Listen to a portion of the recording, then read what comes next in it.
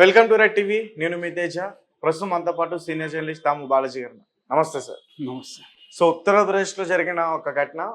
So పెళ్ళయింది. So ఇద్దరు కూడా స్వాప్నం గదిలోకి చేరుకున్నాక ఆ పెళ్లి కూతురు నా వంటి పైన చెయ్యేస్తే కత్తితో నేను 35 ముక్కలుగా నరికేస్తానని ఆ పెళ్లి కొడుకుని బెదిరించింది. వెంటనే అతను అక్కడి నుంచి పారిపోయే ప్రయత్నం చేశారు. అసలు ఏం సార్ ఎంటైర్ జరిగిన సిచ్యువేషన్లో అసలు ఏం జరిగింది?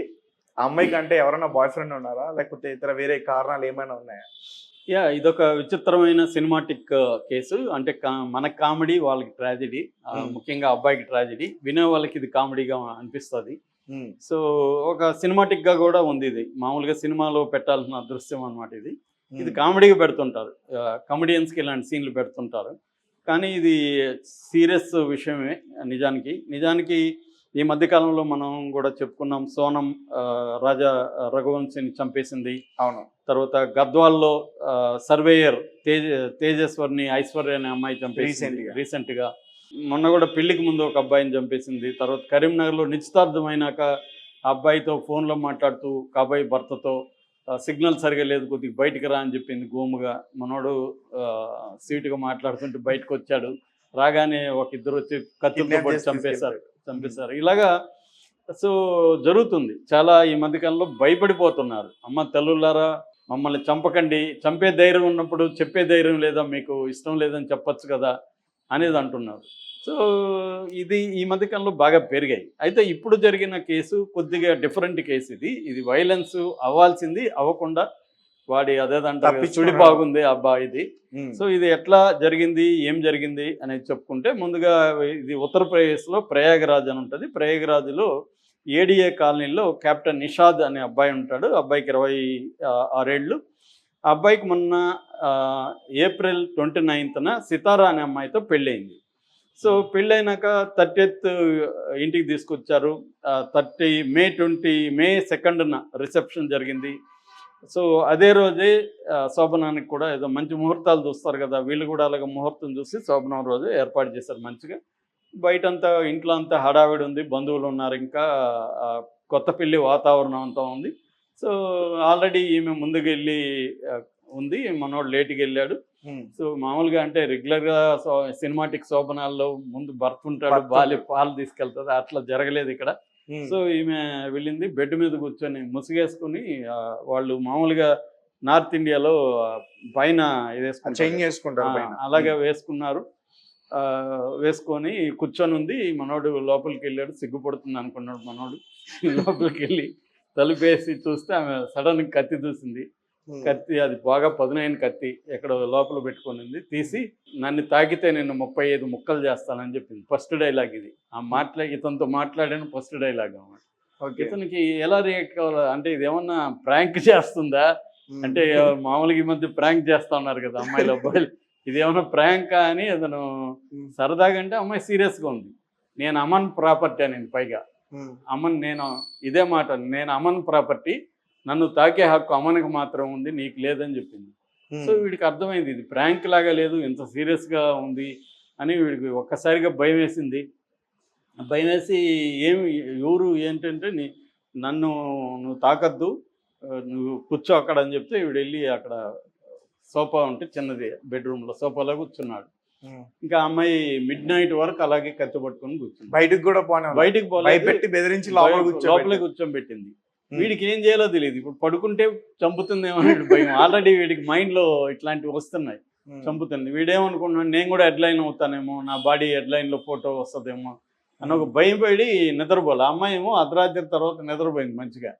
వీడు నిద్ర రాలేదు. ఇప్పుడు బయటికి వెళ్తే ఇంట్లో వాళ్ళు అడుగుతారు కదా, ఎందుకురా ఇప్పుడు బయటకు వచ్చావని. అందుకని ఇంట్లో వాళ్ళకి చెప్పాలనుకోలే ఇతను. ఫస్ట్ నైట్ ఏదో మరి ఏం చూద్దాం, ఇతనికి ఏం దిక్కుదోచలేదు ఫస్ట్ ఆఫ్ ఆల్. అంటే ఊహించరు కదా, ప్రిపేర్ అవ్వాలి కదా మనుషులు. సో ఇతను నైట్ అంతా ఉండిపోయి గమ్మునున్నాడు. మార్నింగ్ వీళ్ళేమనుకున్నారు, మనోడికి రాత్రి అంతా నిద్ర లేదేమో, అంటే ఈ పనిలో బిజీగా ఉన్నాడేమో అని వీళ్ళు అనుకున్నారు. పర్వాలేదు, మనోడు బాగానే హ్యాపీగా ఉన్నాడు అనుకున్నారు. సో వీళ్ళు గమనించలేదు. కానీ వీళ్ళ సిస్టర్ పూనం అని ఉంది, అమ్మాయి తర్వాత చెప్పింది. తనైతే కొద్దిగా గమనించిందంట, ఎందుకు ఇంత ఏదో టెన్షన్తో ఉన్నట్టున్నాడే అనుకునిందంట. కాకపోతే ఈ పెళ్ళి హడావిడి కొన్ని రోజుల నుంచి అంతా, దానివల్ల తనకి టైర్డ్నెస్ ఉంటుంది. అనుకునిందంట ఈ అమ్మాయి, అడగలేదు. కొద్దిగా ఇదిగా ఉంటుంది కదా అడగాలంటే, సో అడగలేదు. సో 3 రాత్రులు ఇలాగే గడిచిపోయింది. 2వ రోజు ఇంతే, 3వ రోజు ఇంతే, సేమ్ ఇతను కూర్చోవడం, నిద్రపోవడానికి భయపడడం, ఆ అమ్మాయి అర్ధరాత్రి వరకు కూర్చోవడం, అర్ధరాత్రి తర్వాత అమ్మాయి నిద్రపోవడం. అలా 3 రోజులు 3 నైట్లు జరిగింది ఇది. ఎందుకంటే ఇక్కడ 3 రోజులు కదా మామూలుగా, శోభనం అనేది 3 రాత్రులు. అలాగే 3 రోజులు జరిగింది. ఇంకా నెక్స్ట్ ఈ అమ్మాయి వీడు వాళ్ళ ఇంటికి వెళ్ళాలి ఇప్పుడు, నెక్స్ట్ ప్రోగ్రామ్. దాంతో వీడు అక్కడికి పోతే ఏం చేస్తారు, వాళ్ళ ఇంటి కదా అది, ఇక్కడన్నా తన ఇల్లు కాబట్టి ఈ అమ్మాయి భయపడి ఉండొచ్చు. అక్కడేమన్నా అమ్మని గాడు వచ్చి నన్ను ఏమైనా పొడుస్తాడేమో. అమ్మని ఎవరంటే వీళ్ళ బావ అంట, ఇంతకి ఈ అమ్మాయికి బావ అవుతాడు వాడు. సో అని వీడు అప్పుడు 3 రోజులు అయినాక వీళ్ళ ఇంట్లో చెప్పాడు ఇదే పరిస్థితి. అప్పటికే వీళ్ళ సిస్టర్ కూడా డౌట్ వచ్చిందంట, ఏమైంది ఏమని వాళ్ళ సిస్టర్ కూడా అడిగింది. అప్పుడు వీళ్ళ సిస్టర్కి వీళ్ళ అమ్మకి చెప్పాడు విషయం, ఇట్లా అంటుందని. దాంతో వాళ్ళు అమ్మాయిని నిలదీశారు. వీళ్ళ సిస్టర్ ఏంటి ఇలాగా చెప్పామంటే, అమ్మాయి ధైర్యంగా అవును నేను అమ్మని లవ్ చేశాను, నేను అమ్మన్ ప్రాపర్టీ, నేను నా అమ్మన్ ప్రాపర్టీని ఇంకెవడోకి నేను ఇవ్వను అని ఆ అమ్మాయి ఇలాగా మాట్లాడుతున్నాను. మరి ఎందుకు పెళ్లి చేసుకున్నావు అంటే, మా ఇంట్లో వాళ్ళు ప్రెజర్ చేశారు, ఆ ప్రెజర్ కోసం నేను పెళ్లి చేసుకున్నాను, నాకు అమ్మని తప్ప నేను ఎవరితో కాపురం చేయలేను అని అమ్మాయి గట్టిగా చెప్పింది. దాంతో వీళ్ళకి ఏం చేయాలో తెలియదు. దాంతో వీళ్ళ అమ్మాయి వాళ్ళ అమ్మ నాన్నకి ఫోన్ చేశారు. మీ కూతురు ఇలా చెప్తుంది, మా కొంప ముంచారు కదా మీరు, అదేదో అమ్మతో పెళ్లి చేసి ఉండొచ్చు కదా, మా కొడుకుతో పెళ్లి చేశారని చెప్తే వాళ్ళు పరిగెత్తుకుంటూ వచ్చారు. వాళ్ళు వచ్చి వాళ్ళ బంధువులను తీసుకొచ్చి ఈ అమ్మాయి కౌన్సిలింగ్ ఇచ్చి, అమ్మ పరువు తీయకు, ఏదో అయిపోయింది, ఇతనితో మంచోడు అతను, అది ఇది మీకు అన్నీ చూసుకొని ఇచ్చాము అని ఈ అమ్మాయిని ప్రెజర్ చేశారు. దాంతో ఈ అమ్మాయి ఫైనల్గా ఒప్పుకునింది. ఒక అగ్రిమెంట్ రాసిచ్చారు, సంతకాలు పెట్టించారు ఈ అమ్మాయి దగ్గర, నేను ఇతనితో కాపురం చేస్తాను, నేను ఇక మీదట కత్తితో బెదిరించారు. సో ఈ అమ్మాయి సరే, వీళ్ళు కూడా ఏమనుకున్నారు, ఏదోలే లవ్ స్టోరీలు అందరికి ఉంటాయి, అవన్నిటిని ఇప్పుడు పెట్టుకుంటే ఎలాగవుతుందని వీడికి కూడా వాళ్ళ పేరెంట్స్ కౌన్సిలింగ్ ఇచ్చారు, ధైర్యం చెప్పారు, ఏం కాదు పోమన్నారు. సరే వీడు మళ్ళీ బెడ్రూమ్లోకి వెళ్తే మళ్ళీ సేమ్ స్టోరీ, మళ్ళీ కత్తి తీసింది, మళ్ళీ వీడిని బెదిరిస్తుంది. నేనేదో వాళ్ళ కోసం ఒప్పుకున్నాను, నువ్వు నన్ను తాకడానికి లేదని. ఇది ఎక్కడ పెంటరా ఏమిరా అని చెప్పి వీడు మళ్ళీ బయటకు వచ్చేసి ఆ అమ్మాయి ఇలాగే చేస్తుందని చెప్పాడు. దాంతో వీళ్ళు పోలీసులకు కంప్లైంట్ చేశారు. పోలీసులు కంప్లైంట్ చేస్తే పోలీసులు కూడా ఏం చేస్తారు, ఇది సివిల్ కేసు, పెళ్ళిళ్ళ వ్యవహారం, వాళ్ళకి కూడా మైండ్ పోయింటుంది పోలీసులకు కూడా. అమ్మాయిని పిలిస్తే మేజర్ అమ్మాయి, అవును నాకు మా ఇద్దరికి ఎప్పటి నుంచి అఫైర్ ఉంది, అమ్మనికి నాకు బలంతంగా మా ఇంట్లో వాళ్ళు చేశారని అమ్మాయి చెప్పింది. దాంతో వీళ్ళు పేరెంట్స్ని వీళ్ళు కూడా పిలిపించారు పోలీసులు. మరి అమ్మాయి ఎలా చెప్తుంది, మేజరు రేపు పొద్దున అది ఓపెన్ అయితే మాకు కూడా ఇబ్బంది, మరి ఏం చేస్తారు, ఎఫ్ఐఆర్ చేయమంటారా అంటే, తల్లిదండ్రులు ఈ అమ్మాయి తల్లిదండ్రుల మీద ఎఫ్ఐఆర్ చేయొచ్చు కావాలంటే, ఎందుకంటే మోసం చేసి మాకు చెప్పకుండా పెళ్లి చేశారని అబ్బాయి తల్లిదండ్రులు పెట్టచ్చు కావాలంటే. కానీ అబ్బాయి తల్లిదండ్రులు కూడా అర్థం చేసుకున్నారు, అమ్మాయి తల్లిదండ్రులు కూడా పాపం వాళ్ళు తప్పు లేదు, వాళ్ళేదో ఇది లవ్ అనుకున్నారు, అయిపోయిందిలే ఈ అమ్మాయికి ఇప్పుడు మంచిగా పెళ్లి చేద్దామని వాళ్ళు అనుకున్నారు. ఆ అమ్మనికి ఇవ్వడం వాళ్ళకి ఇష్టం లేదు, వాడికి అంత బ్యాక్గ్రౌండ్ లేదు, వాడికి ఇది లేదు, పోషించేది లేదు. సో అందుకని పెళ్లి కొడుకు తల్లిదండ్రులు కూడా అర్థం చేసుకొని ఎఫ్ఐఆర్ వద్దులేండి సార్ అని వచ్చేసారు.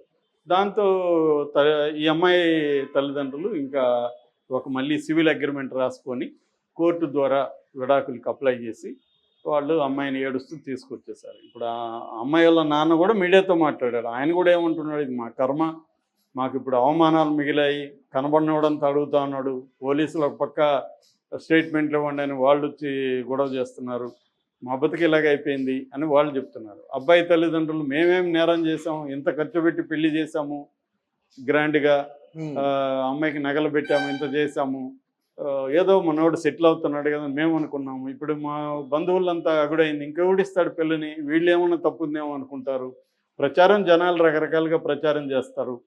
సో ఈ కథట్లు చెప్తున్నారంట కానీ వీళ్ళలోనే మ్యాటర్ లేదంట అని ప్రచారం చేస్తున్నారు. సో ఇది ఎవరికి సో ఇది వాళ్ళ బాధ. సో అంటే ఇక్కడ ఓవరాల్గా ఇక్కడ విషయం ఏంటంటే, వీళ్ళ అమ్మ నాన్న తప్పు ఉంది, ఈ అమ్మాయి వాళ్ళ అమ్మ నాన్న.